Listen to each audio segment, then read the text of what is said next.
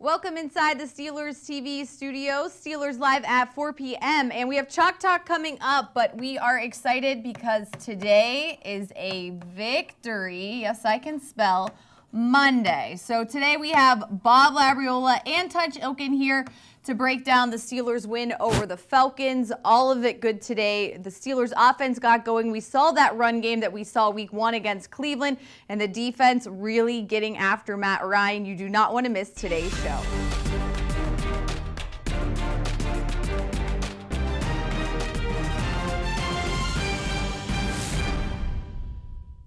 Heinz Field Wi-Fi is always connected.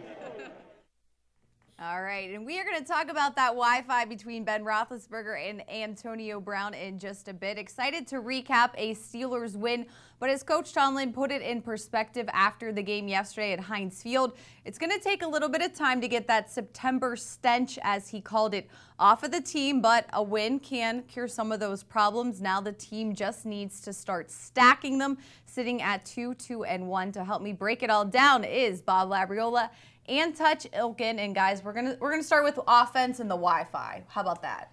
You know, I think the Wi-Fi got connected because the running game got connected. You know, when you run the ball, Missy, it just puts the defense at a disadvantage. Number one, those outside guys, Vic Beasley and Tank McKinley, those guys want to rush the passer. They play the run on the way to the quarterback. When you do that, you get out of your run lanes, and you also get out of your rush lanes against the run. And so that was what made James Conner so effective. And then you start running the play action pass. Now these guys get flat-footed. Now you run right at them. And, Ben, took control of this game early. He made a couple of mistakes early, but after that second half, man, he just put his foot on the accelerator, and that machine was humming. Yeah, the Wi-Fi was working too because, as Tunch mentioned, the running game got cranked up, and the running game got cranked up early. You know, the Steelers came into the game having been outscored decisively in the first quarter and having not even made a single first down on the first possession of the game in any of their first 4 games.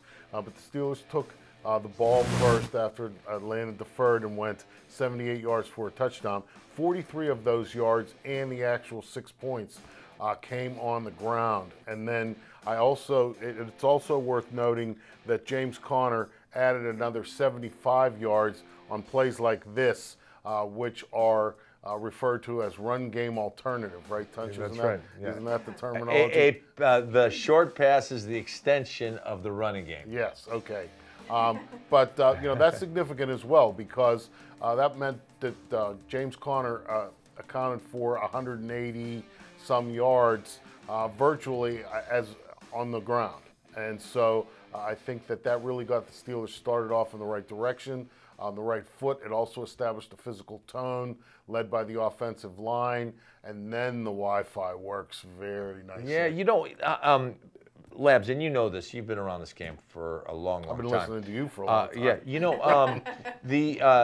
Yeah, offensive linemen want to run the ball because it gives them an opportunity to be physical, to be nasty, to be edgy. And one of the things that's great about a game like yesterday is that you start wearing those guys down, and it's 85 degrees out there. It's hotter on the field. You start watching their body language, and they start kind of bickering among one another. And then the hands are on the hips. Then they're bent over, and then you own them. And as our old head coach Chuck Noll used to say, in the running game, you want to impose your will on the will of your opponent, and that's exactly what the Steelers did. The way they pounded the ball opened up the passing game, and it was fun to watch. Right, you guys are overlooking one thing, though, too. I agree with everything you're making, but the Steelers also went up 13-0 instead of trailing 14-0 in the first quarter, which definitely helps on both aspects as well. Right. When you're ahead or playing from even, you dictate, and you want to be the team that dictates. So far, the Steelers have not been dictating. And, felt good, right? Yeah, Labs wasn't living in his fears the whole game. Yeah. Right. I was actually a little bit relaxed. But it was the running game that helped forge them to that 13-0 lead. Right. Oh, absolutely. Especially that first drive. Right, yes. And the second drive officially accounted for went 97 yards, but 43 of those yards were on defensive penalties. So you subtract that out, I did my gazintas, and that comes down to 54 yards that the Steelers actually had to move the ball. 25 of those 54 were on the ground. So a significant percentage of the Steelers' first 2 touchdown drives came on the ground. So did you do 11 gazinta 54? No, I didn't have to do that. 11 doesn't. I'm looking at your math. Yeah, 11 plays, 54 yards, 25 rushing. No more math. No more math. Okay. All right, James Conner, a man of few words when it comes to his performance, but he was happy to talk about fullback Rosie Nix after the game yesterday. Rosie's amazing. He's his special team is fullback. He let me walk in free for a touchdown, and then the field position. It's no surprise. He's blocked a couple before. He's an animal on special teams, so I'm not surprised by it, but it was definitely a huge play for us. All right, and he was talking about what he was able to do on offense, but Tunch, I heard you guys were a little crazy in the booth on this one. Oh, yeah. The way he got mugged, and he still blocked the punt. The tight end that was blocking him put the habeas gravis on him, and he tried to tackle him. And the way Rosie kept driving his legs and then just lays out backwards, almost like a backflip, and blocked that punt. I mean, you watch the way the tight end that's blocking him puts the grab on him, and he's just tackles him. I can't believe there was no flag on that. Does that make you feel better too, Labs, at the point of the game in which that happened as well? Oh yeah, I mean, and Jordan Berry also, just sticking with special teams. A block punt is a huge advantage for a team in any game to have that happen for you as opposed to against you. But Jordan Berry, I thought, had a really good game too. He averaged in the high 40s on his punts. One was down at the 11 when Cam Sutton made a great tackle on the returner, and another one was down at the 2-yard line by Brian Allen. And so the Steelers special teams were contributing, to the field position up and down, and then Rosie Nix's big play led directly to another score. And when you got into the second half, those kinds of things prevented a repeat of the Baltimore Ravens game where, your offense just kind of died in the second half, and you end up losing the game. You know what they call that? They call that playing for 60 minutes in all 3 facets of this football game. And it was the first time we've seen it this year. And one of the things that you got to do is you got to build from it. All right, and we do need to talk about the Steelers defense, so we're going to take a quick break. We'll break that down for you coming up next.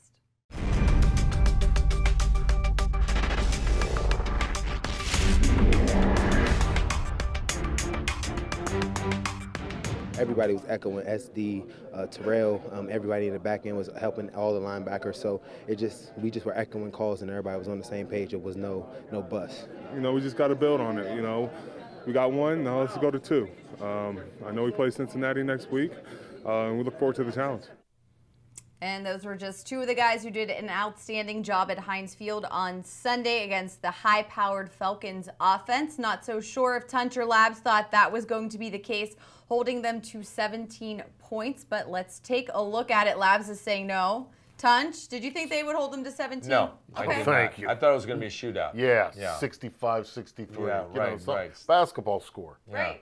6 sacks on Matt Ryan. Julio Jones didn't have a catch until the 4th quarter. They definitely, I think the defense came out with something to prove. As you heard from Cam Hayward, they were not happy after the last performance, and especially at Heinz Field. And for the team to only get their first win in Week 5, kind of unheard of. Missy, I think you start hearing that you stink from everybody around you, you get mad. And they were definitely mad last And that anger produces more of an intensity and more of a focus. They came out and just right out of the box, they were playing very physical. Now, when you look at this football team, I know after last week, everybody was willing to say, hey, let's get rid of a defensive coordinator. Let's start firing everybody, which is the wrong way to focus on this thing. You look at the defense and you see individuals that play good football. The problem was they didn't play good team football. What you saw yesterday is good team football. Number one of the things that we talked about last week on Thursday, Atlanta loves to run outside, and so the Steelers outside linebackers had to set the edge. In other words, they can't get hooked, they can't get driven off the ball. And Bud Dupree, TJ Watt, and Anthony Chickillo were outstanding. Because once they start running outside, now they start running their boot game, and their play-action pass game is very, very effective, and that's when Matt Ryan throws the ball deep. On top of setting the edge, he had no place to boot. Every time he booted, either TJ Watt or Bud Dupree or Anthony Chickillo was in his face. So the run game was stopped, and that meant the play-action game was stopped. And the other thing that I saw on this defense, not only with the great rush, but they did a great job of playing gap discipline. Everybody took their gap, and then 11 guys flew to the ball. It was really, really fun to watch. And then every completion that Matt Ryan had, you had 11 guys flying the ball. They were doing a great job of tackling the catch. And the other thing that the defensive line and the linebackers did was they didn't stay blocked. A lot of times you'll see these guys, an offensive lineman will get into them, and they'll be dancing with the offensive line. They did a great job of what we call disengaging. In other words, hitting and getting away from the offensive lineman or the fullback or the tight end. And the Steelers did a great job of getting off their blocks and rallying to the ball. I really like the job that Keith Butler did in keeping the pressure on Matt Ryan. I mean, I really believe that the key for this Steelers defense moving forward is not to allow the opposing quarterback to have a lot of time to survey the field and look for the holes in the secondary, because I believe if you give him enough time, he's going to find them, because they're there. They're there in every team's secondary in today's NFL. And so we saw a nice mixture of blitzes, some 4-man rush, some 3-man rush, whatever you have to do. Some 5, some 6. Yeah, right. Yeah. Bringing defensive backs, bringing inside linebackers. Right, LJ Fort. And so I believe that needs to continue too. Certainly, you cannot allow a team to run the ball up and down the field on you, because if that happens, pretty much everything else is going to break down.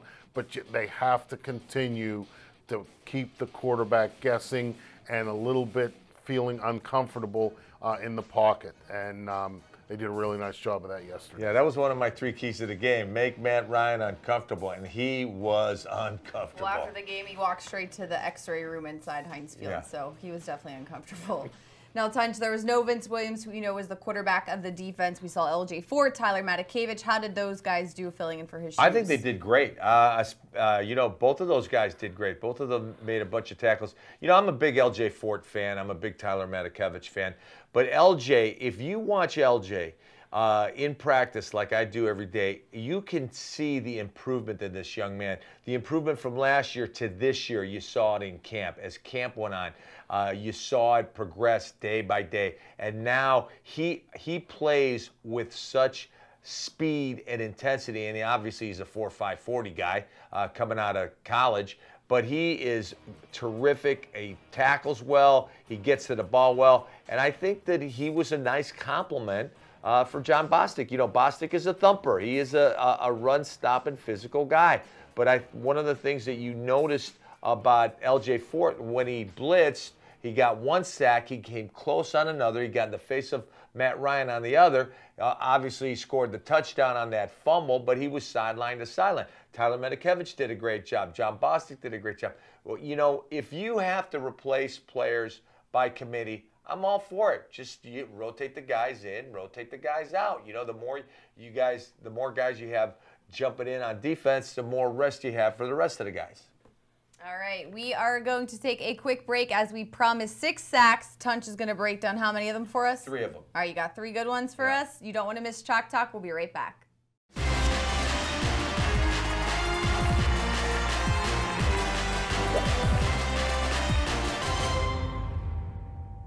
All right, 6 sacks from the Steelers defense against the Falcons on Sunday. 3 were from TJ Watt. He now has 6 total on the season. You have 1 of TJ's and 2 other ones. So take them through us. So this first is LJ Fort's sack, and LJ is lining up right here.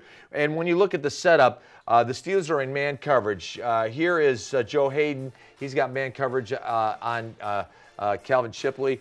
And then here is Julio, and he is being covered right there by Artie Burns. And Mike Hilton is up on Mohamed Sanu. Now, over the back, over the top, I should say, here's Terrell Edmonds. He is going to help Artie Burns bracket Julio Jones when he goes out. Over the top for this side, for the rookie Shipley, is going to be is Sean Davis, and he's going to play center field. On the back side, you're going to see a hug up by L.J. Forth on the running back and a hug up by Cam Sutton on the tight end. So we're going to go ahead and let her run, and you're going to watch the sack as L.J. Forth comes. We're going to take a better look at it from the end zone because it looks better. But you see the backside coverage was great.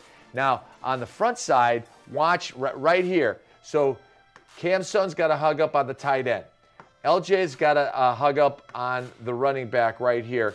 And you're going to watch this offensive line. They're going to, what we used to call a wall right. So it's going to be 4 guys on 2. And watch the way T.J. Watt gets the edge on Schrader, the right tackle.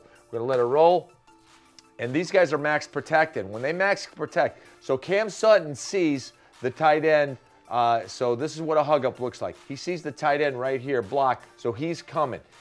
Right here, L.J. Fort watches the running back block, and so he's coming. And look at this. You've got 4 guys on these 2, and you've got a one-on-one blocker. So right now, that was it was a great call by Keith Butler. It was a bad pass protection call by either Matt Ryan or the offensive coordinator, because what you're going to get here is a sack. Watch him. Matt Ryan doesn't even have time to set up. He feels L.J. Fort coming, and boy, he just takes a seat. Now, this next sack is T.J. Watt's sack. Now, what the Atlanta Falcons are running is what we used to call 3-18. Everybody's going to run this way. It's going to be fake outside zone, or what we used to call 18 straight. The H-back or tight end is coming back in motion. Normally, if it's outside zone, he is whamming on Bud Dupree. So the beauty of this play is T.J. Watt does not, because they have not been running the ball well, he ignores the play action run look, and he just comes on the edge. We'll go ahead and take a look at it. He gets under on Schrader, and Devontae Freeman is just not ready to get him. And boy, he puts on the speed, and that's what you call a sack. We're going to take a look at it from the end zone. You'll get a better understanding of what to look. When this guy comes in motion and goes right past Bud Dupree, Bud realizes it's not a run. So normally Bud crashes really hard, but he knows that the boot's coming up, and so what he's going to do is he's going to, what we used to call stay at home. He's going to come right this way and stop. That's going to mean that when Matty Ryan comes over here, he's going to have nowhere to run. Let's go ahead and take a look at it. At the snap of the ball. Now, right there, he bluffs him. So now, very smart play. You talk about awareness by Bud Dupree. He is aware. He's staying at home. Now he's ready there, and Matt Ryan has no place to go, and that was what you call a sack. And you love to see that. All right, this is the last sack. This is from a standpoint, a physical standpoint, my favorite sack. Once again, these guys, no help from the guard here. And we're going to take a look at this. Watch when Cam Hayward gets into Alex Mack, the center, drives him right into the lap of Matt Ryan. And now, because of TJ's rush around the corner, he cannot bail out either left or right because TJ's there. So that's what you call rushing the quarterback with leverage and intensity. Boom, comes right there, and there's on the edge. Both those guys get there at the same time, but Cam Hayward gets the sack. Let's take a look at it by the end zone. So this guy, the left guard, is kind of unaware. I mean, he's got a hand on him, but he's looking out here at the tackle. Now, Jake Long does a pretty good job. He's a pretty good, Matthews is a pretty, Jason Matthews is a pretty good offensive tackle. Watch what happens here. The guard, at the snap of the ball, the guard just waves at him. You got to do more than wave. Now watch this. This guy Schrader, the right tackle, is going to wave at T.J. Watt, and you got to do more than wave at that. And that's what you call a great pass rush. You know, we talked about collapsing the pocket last week. the Steelers did a great job of collapsing the pocket. All right, Tunch, thanks so much as always for your edition of Chalk Talk. A big thanks to Bob Labriola for joining us as well. That's going to do it for this edition of Steelers Live. We'll see you Tuesday at 4 p.m. Have a great night, everybody.